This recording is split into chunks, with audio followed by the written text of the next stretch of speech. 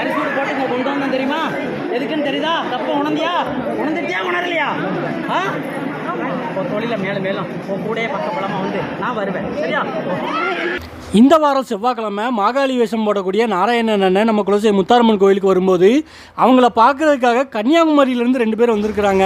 அதுவும் அவங்க முஸ்லீம் மதத்தை சேர்ந்தவங்க. அம்மாவும் பொண்ணும் வந்திருக்கிறாங்க. அந்த பொண்ணுக்கு கொஞ்சம் உடம்புல பிரச்சனை இருந்திருக்குது. அவங்க மதத்தில் உள்ள தர்காவுக்கும் நிறைய டைம் கூட்டிகிட்டு போயிட்டு பார்த்துருக்குறாங்க. ஆனால் சரியான மாதிரி தெரியல. அதனால நம்ம குலசை முத்தாரம்மன் கோயிலுக்கு வந்திருக்கிறாங்க.